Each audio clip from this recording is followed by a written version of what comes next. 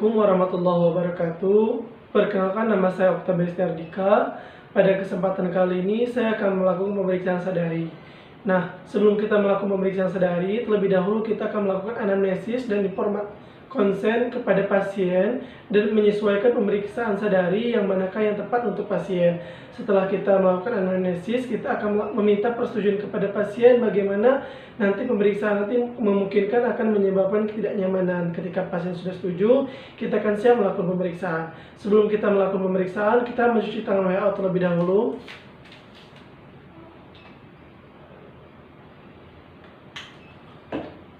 Ada 6 langkah. 2, 3, 4, 5, 6.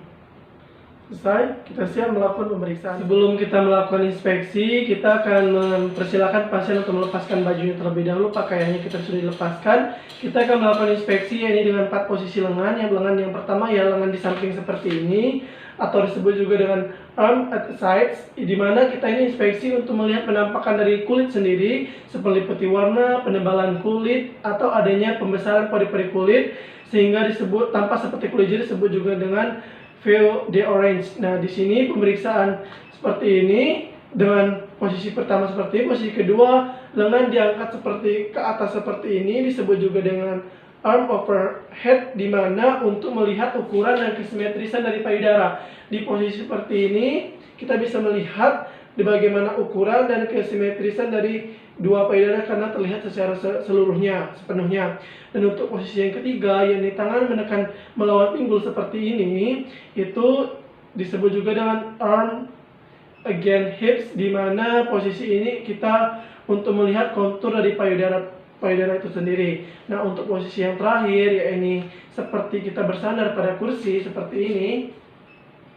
Ya ini posisinya untuk wanita yang memiliki payudara yang besar atau disebut juga leaning forward.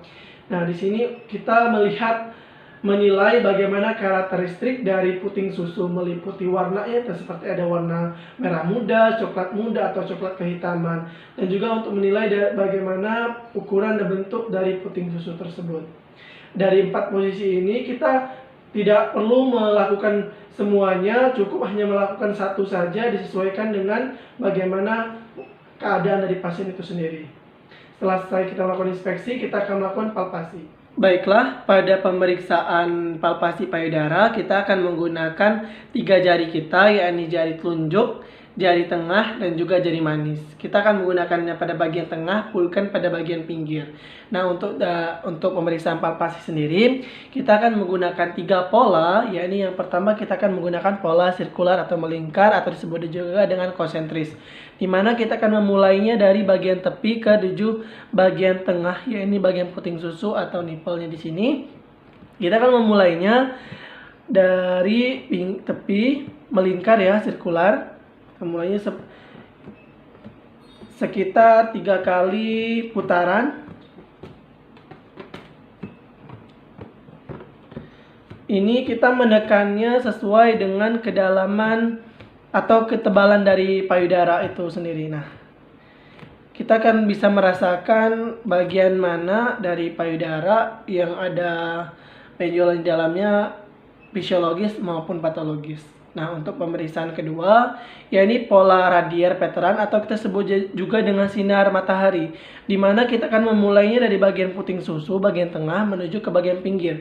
Nah, untuk pola radial pattern sendiri, kita memulainya secara simetris ya teman-teman, yaitu mulainya ketika kita memulainya dari jam 12, maka kita akan mengakhiri dari jam 12 lagi. Untuk kita mulai dari jam 3 maupun jam 6 maupun jam 2 maupun jam 1, kita akan mengakhiri pada jam tersebut juga. Nah, mengapa ya ini agar pemeriksaan dari pola sinar matahari sendiri atau radial pattern sendiri merata pada bagian seluruh permukaan payudara. Kita akan mulai dari jam 12 ya. Kita mulai dari jam 12, mulai dari tengah menuju ke bagian pinggir. Ingatkan bahwa ditekan payudara sesuai dengan kedalaman atau ketebalan payudara itu sendiri.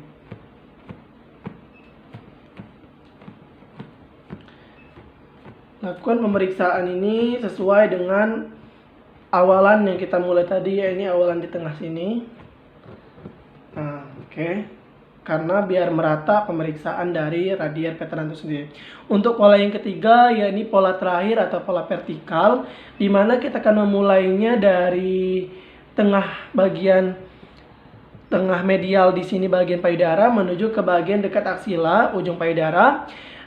Ini bentuknya seperti gelombang, mulai dari atas ke bawah menuju ke atas lagi dan berakhir di bagian dekat aksila, yaitu dekat aksila ya ujung payudara itu sendiri.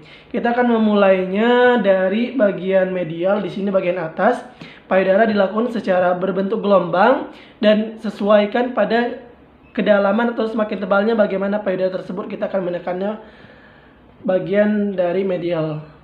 Pertama medial, bentuknya seperti gelombang, ingat bentuknya seperti gelombang. Sesuaikan tekanan Anda, kedalaman bagaimana dari ketebalan dari payudara itu sendiri. Dan berakhir pada ujung payudara di dekat aksila. Nah, ketika kita sudah selesai melaksanakan palpasi, ketika sudah terasa bahwa di bagian payudara apakah ada bentuk ataupun atau benjolan yang ada di dalam payudara itu, apakah ada benjolan patologis yang abnormal maupun fisiologis dari kelenjar bulbo-mamae itu sendiri. Nah, untuk pemeriksaan palpasi seperti itu, kita selanjutnya akan melakukan pemeriksaan alveola dan nipple. Baiklah, pada pemeriksaan alveola dan nipple ini kita akan menggunakan ujung jari kita, yakni ujung jari telunjuk dan juga ibu jari. Nah, di sini pemeriksaan yang pertama ialah pada bagian puting susu, yakni kita akan menekan pada bagian nipple, di daerah nipple seperti ini, dan kita bisa merasakan dan juga melihat bahwa apakah ada diserp dari nipple itu sendiri. Kita bisa melihat apakah ada sekret seperti nanah maupun darah yang keluar dari nipple. Jika tidak ada, kita akan melakukannya pada kedua payudara, pada bagian nipple-nya.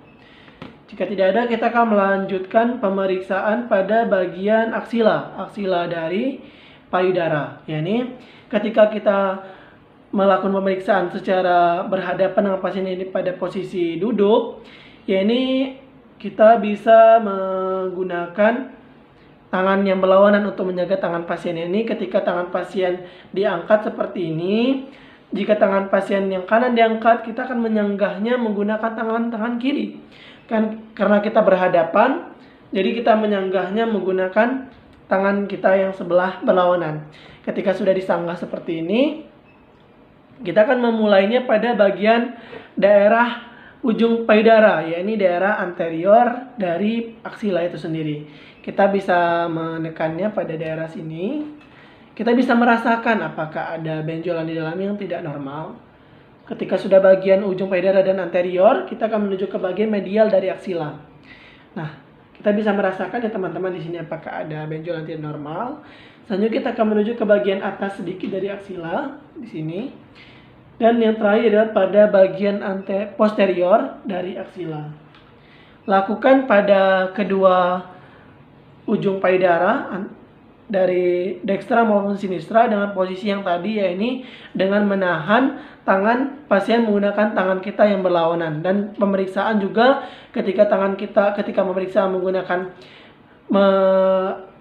ke bagian dari kanan pasien, yakni kita menyanggah dengan tangan kiri dan tangan kita melakukan yang menekan pada bagian aksila. Nah, untuk pemeriksaan pada saat berbaring sama saja, hanya saja posisinya pada saat tangan pasien diletakkan pada posisi di atas kepala seperti ini untuk mempermudah pemeriksaan. Begitupun juga pemeriksaan tadi menggunakan tangan yang sama seperti pemeriksaan duduk. Pemeriksaan duduk pada aksila maupun puting dari pasien. Baiklah, pada payudara kita bisa membaginya ke dalam 4 kuadran, yakni secara vertikal dan juga horizontal. Untuk secara vertikal, kita bisa membaginya bagian superior dan inferior. Bagian horizontal kita bagiannya bagian medial dan juga bagian lateral. Untuk pemeriksaan ini, bagian kuadran ini kita bagi, kita bisa menilai deskripsi karakteristik dari nodul. Kita bisa melihatnya dari konsistensi, ukuran, mobilitas, dan juga permukaan dari nodul itu sendiri apakah ada fluktuasi. Nah, untuk selanjutnya kita bisa melakukan penekanan pada bagian sentral, pada bagian nipple, belakang nipple, yakni bagian tengah puting susu. Kita bisa menekannya seperti ini, sesuai dengan kedalaman payudara, ketebalannya. Kita bisa merasakan benjolan, yakni benjolan secara fisiologis, yang artinya benjolan berasal dari kelenjar bulba mamae, dan juga patologis yang benjolan bukan berasal dari kelenjar bulba mamae. Pada bagian sentral kita bisa melakukan pemeriksaan ini dari penilaian lobus dan juga traktus dari kelenjar mamae. Selanjutnya kita akan memberikan edukasi kepada pasien untuk melakukan pemeriksaan sadari. Nah, untuk pemeriksaan sadari, yang pertama yang dilakukan pasien ialah menghadap ke cermin dengan posisi telanjang dada.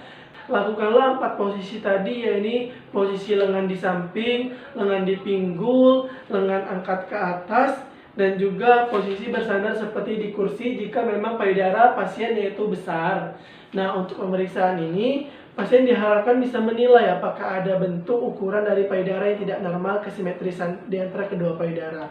Untuk pada pemeriksaan palpasi sendiri, pasien bisa melakukannya pada saat duduk, berdiri maupun berbaring. Pemeriksaan pada bagian payudara yang sebelah kanan, maka pasien diinstruksikan bahwa diangkat tangan yang bagian kanan diletakkan di belakang kepala, dan tangan kirilah yang melakukan pemeriksaan palpasi pada daerah payudara, dan juga daerah aksila juga bisa dilakukan pemeriksaan seperti ini.